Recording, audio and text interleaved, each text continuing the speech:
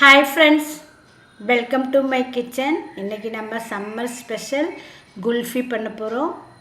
மட்கா குல்ஃபி. இந்த சின்ன மண் பானையில் மண் சட்டியில் நான் பண்ணுறேன்.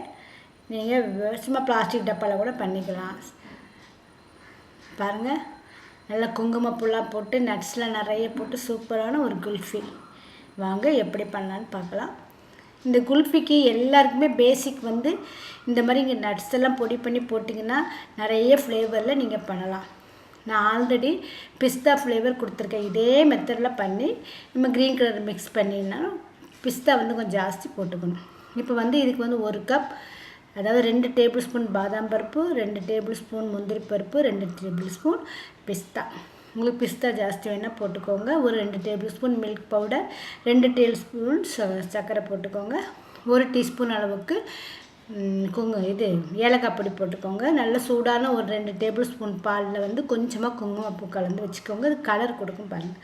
இதை நான் விப்பிங் க்ரீம் யூஸ் பண்ணி பண்ணுறேன். 1 கப் அளவுக்கு விப்பிங் க்ரீம் வச்சு இப்படி ஐஸ் உள்ளே போட்டுட்டு நீங்கள் அதுக்கு மேலே அந்த விப்பிங் க்ரீம் பவுலில் வச்சுட்டு நீங்கள் பீட் பண்ணணும் பாருங்கள்.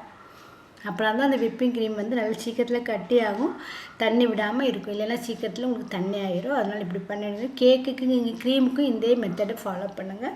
கேக் க்ரீம் ரொம்ப நல்லா வரும் பாருங்கள். ஏற்கனவே விப்பிங் க்ரீம் நான் போட்டுக்கிறேன். நான் உங்களுக்கு இதில் அனுப்புகிறேன், லிங்க் அனுப்புகிறேன், பார்த்துக்கோங்க. ஃபஸ்ட் டைம் இந்த வீடியோ லைக் பண்ணுங்கள், ஷேர் பண்ணுங்கள், கமெண்ட்ஸ் பண்ணுங்கள், சப்ஸ்கிரைப் பண்ணுங்கள், பக்கத்தில் இருக்க பெல் பட்டனை கிளிக் பண்ணுங்கள். நல்லா க்ரீம் நல்லா ஃப்ளஃபியாக வந்துட்டு பாருங்கள்.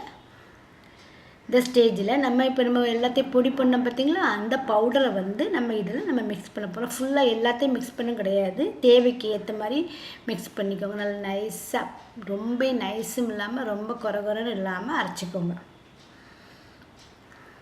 முதல்ல கொஞ்சமாக போட்டு மிக்ஸ் பண்ணிக்கோங்க. ரொம்ப கட்டியாகாமல் பார்த்துக்கோங்க. கொஞ்சம் தண்ணியாக இருக்கிறதுனால இன்னும் கொஞ்சம் நீங்கள் போட்டுக்கலாம். ஐஸ்கிரீம் கொஞ்சம் நல்லா கட்டியாக இருந்தால் நல்லாயிருக்கும், தண்ணியாக இருந்தால் நல்லா இருக்காது. அவ்வளோதான்.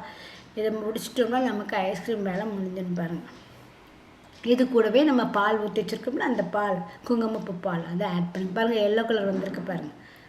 குங்குமம் கலர் எல்லா சூப்பர் மார்க்கெட்டில் இப்போ கிடைக்கும். சின்ன ஒரு டப்பா வாங்கி வச்சிங்கன்னா எதுக்காக நம்ம யூஸ் பண்ணிக்கலாம். விலை கொஞ்சம் ஜாஸ்தி தான், இருந்தாலும் ஃப்ளேவர் வாசனை நல்லாயிருக்கும்.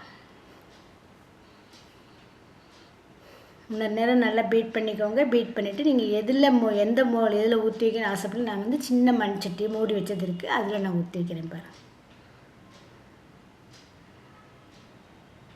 இதுக்கு மேலே நல்லா நட்ஸு நல்லா பொடியாக நறுக்கி வச்சு நட்ஸில் போட்டுக்கோங்க.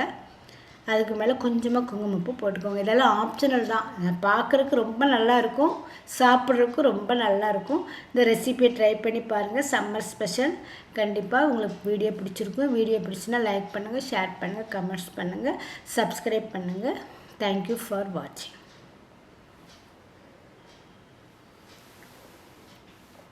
நல்ல ஒரு சில்வர் ஃபாயில் பேப்பர் வச்சு மூடி ஃப்ரீசரில் வச்சுருங்க. ஒரு 8 hours வச்சுருங்க.